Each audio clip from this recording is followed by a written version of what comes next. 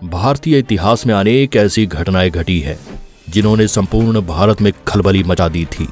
इनमें से सबसे महत्वपूर्ण घटना थी भारत पर अरबों का आक्रमण।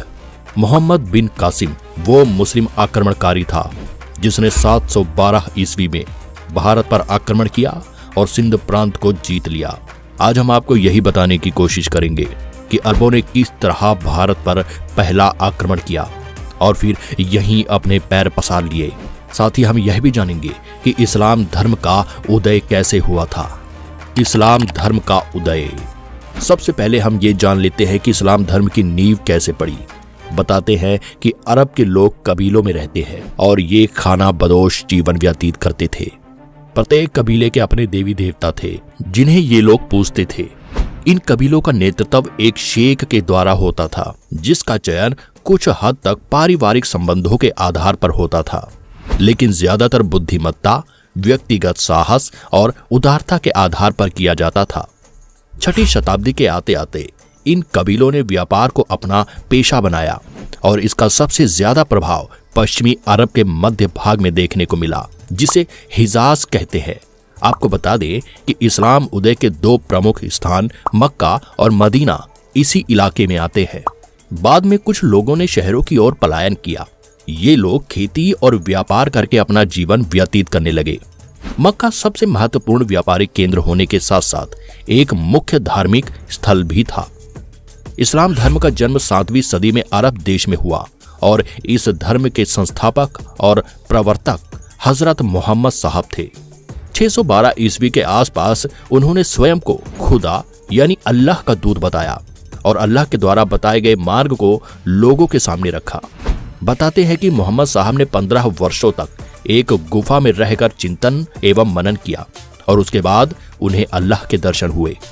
उन्होंने खादिजा नामक एक 45 वर्षीय धनी विधवा महिला के साथ धर्म प्रचार का काम करना प्रारंभ किया। कहते हैं कि यह महिला विश्व की पहली ऐसी महिला थी जिसने मोहम्मद साहब के नवीन इस्लाम धर्म को स्वीकार किया। बाद में मोहम्मद साहब ने खादिजा से विवाह कर लिया था। इस्लाम की स्थापना के बाद मोहम्मद साहब ने सारा जीवन खुदा के संदेशों और इस्लाम का प्रचार करने में लगाया। जिस समय मोहम्मद साहब ने इस्लाम धर्म की नींव रखी उससे पहले अरब के लोग प्राचीन अरबी धर्म का पालन करते थे। मक्का में कोई स्थायी राज्य या शासन नहीं था। यहाँ के लोगों में नशा करने और जुआ खेलने की बुरी आदतें थी। वैवाहिक संबंधों में भी स्थायित्व नहीं था और बेहुदे वाद प्रचलित था। मोहम्मद साहब ने अरब में प्रचलित अंधविश्वास और 300 से अधिक देवी देवताओं की मूर्ति पूजा की घोर निंदा की। ये मूर्तियां या चिन्ह काबा में रखे हुए थे। उन्होंने कहा कि हमें सिर्फ अल्लाह की आराधना करनी चाहिए। इस्लाम के शुरुआती समय में मोहम्मद साहब का मक्का और उसके इबादत गाह पर कब्जा था। मोहम्मद साहब का इस्लाम धर्म प्राचीन अरबी धर्म का विरोधी था। मक्का के समृद्ध लोगों को देवी देवताओं को ठुकराना बहुत बुरा लगा। ये लोग इस्लाम जैसे नए धर्म को मक्का की प्रतिष्ठा और समृद्धि के लिए खतरा समझने लगे। इसीलिए लोगों ने मोहम्मद साहब का खूब मजाक बनाया और भारी विरोध किया। तब मोहम्मद साहब को भागकर मदीना में शरण लेनी पड़ी। मोहम्मद साहब की इस यात्रा को हिजरा कहा जाता है और इसी दिन से मुसलमानों के हिजरी कैलेंडर की शुरुआत हुई। यह घटना 24 सितंबर 622 ईस्वी की है। मोहम्मद साहब ने खुदा को केंद्र में रखकर मदीना में अपने एक राज्य की स्थापना की। वे प्रथम मुस्लिम शासक थे, किंतु वे किसी भी अरब फिरके का नेता होने का दावा नहीं करते थे। उनके शासन का आधार कुरान थी। मोहम्मद साहब ने मदीना में इस्लाम धर्म को एक व्यवस्थित स्वरूप प्रदान किया। साथ ही उन्होंने अपने विरोधियों का भी डट कर मुकाबला किया। जानकारी के लिए बता दें कि इस्लाम धर्म में 2 ग्रंथ सबसे प्रमुख है। पहला कुरान और दूसरा हदीस। कुरान में वह ज्ञान संग्रहित है जो खुदा ने अपने दूत मोहम्मद साहब को दिया और हदीसा में स्वयं मोहम्मद साहब के द्वारा दिए गए उपदेशों का संग्रह है। मोहम्मद साहब अपने धर्म के विरोधियों के लिए युद्ध और राजनैतिक संगठनों दोनों का सहारा लेते थे। मदीना पर कुरैशों के आक्रमण के बाद 3 युद्ध हुए और इन सभी में मोहम्मद साहब की विजय हुई और वे कुरैश कबीले के शासक बन बैठे। इस तरह मोहम्मद साहब ने इस्लाम का प्रचार किया और हमेशा पैगंबर ही कहलाए। उन्होंने कभी भी किसी अन्य पद या स्थिति को स्वीकार नहीं किया। 632 ईस्वी में उनकी मृत्यु हो गई। हजरत मोहम्मद की प्रमुख शिक्षाएं क्या थी? हजरत मोहम्मद ने अपने अनुयायियों को 5 मुख्य शिक्षाएं दी थी, जो कि इस तरह है। नंबर 1, हजरत मोहम्मद का कहना था कि प्रत्येक मुसलमान को इस बात में विश्वास रखना चाहिए कि अल्लाह एकमात्र पूजनीय है और पैगंबर मोहम्मद उनके पैगंबर है। नंबर 2, हर एक मुसलमान को दिन में 5 बार नमाज अदा करना अनिवार्य है। नंबर 3, निर्धनों को जकात देना चाहिए, जकात एक प्रकार का दान है। नंबर 4, इस्लाम को मानने वालों को रमजान के महीने में रोजे रखने चाहिए। नंबर 5, प्रत्येक मुसलमान को अपने जीवन काल में एक बार जरूर हज यात्रा करनी चाहिए। पैगंबर मोहम्मद ने अपना कोई उत्तराधिकारी नियुक्त नहीं किया था, इसीलिए जनसाधारण ने उनकी मृत्यु के बाद अबू बकर को उनका उत्तराधिकारी बनाया, जिसे खलीफा कहा गया। हजरत मोहम्मद के बाद खलीफाओं ने इस्लाम धर्म को आगे बढ़ाया। उनके नेतृत्व में अरब के बाद मिस्र, ईरान, इराक और सीरिया जैसे देशों तक इस्लाम धर्म का विस्तार किया। इस्लाम इतिहास में अब्बास वंश के शासकों ने सबसे अधिक समय तक शासन किया। भारत पर अरबों का आक्रमण और इस्लाम धर्म का प्रवेश। भारत पर अरबों का पहला आक्रमण करीब 7वीं शताब्दी में हुआ था और इसके बाद इस्लामी आक्रमणकारियों ने बार बार भारत पर हमला कर यहाँ की मूल संस्कृति पर आघात किया और यहाँ इस्लाम धर्म की स्थापना की। इराक के हाकिम अल हज्जाज ने मोहम्मद बिन कासिम के नेतृत्व में अरबों को सिंध पर आक्रमण करने के लिए भेजा था। मोहम्मद बिन कासिम हज्जाज बिन यूसुफ का भतीजा और दामाद था। 712 ईस्वी में अरब आक्रमणकारी ने सिंध पर विजय हासिल की थी।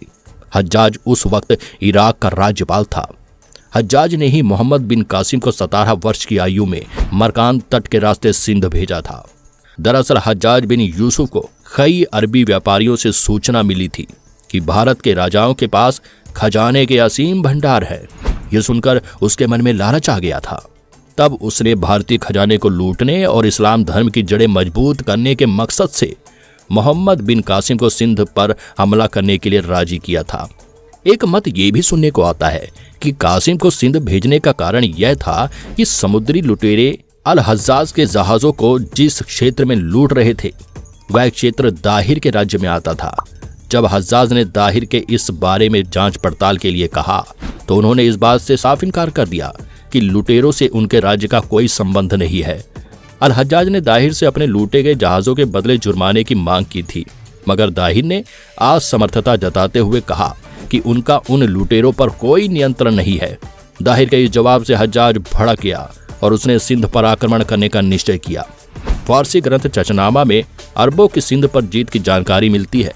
बताते हैं कि मोहम्मद बिन कासिम अपने सैन्य सिपाहियों को लेकर राजा दाहिर से युद्ध करने के लिए जब भारत आया तो उसने दाहिर के विरोधियों को बड़ी चालाकी से अपने साथ मिला लिया। इस तरह उसके पास सैनिकों की कोई कमी नहीं थी। युद्ध की घोषणा होते ही मोहम्मद बिन कासिम के सेना ने सिंध की सेना पर जबरदस्त आक्रमण कर दिया।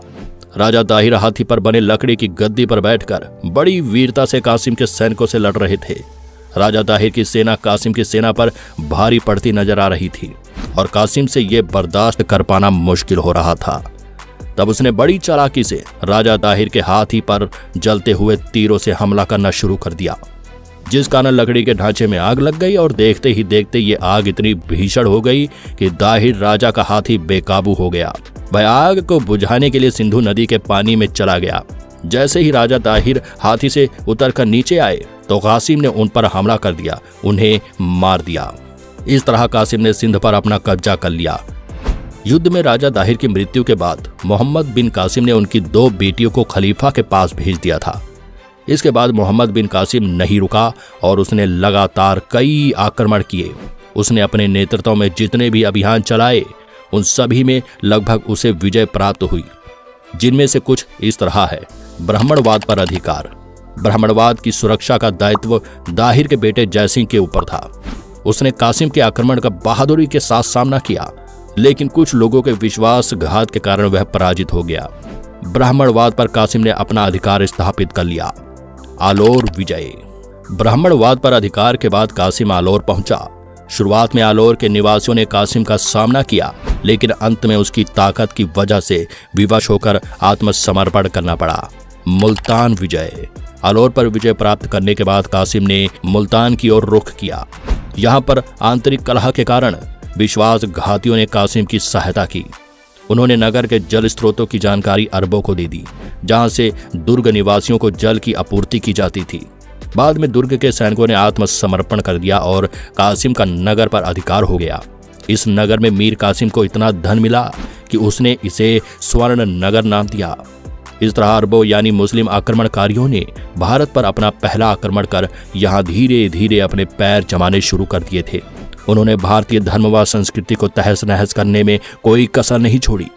उम्मीद करते हैं आपको इस जानकारी से काफी कुछ समझने को मिला होगा और नया सीखने को भी मिला होगा।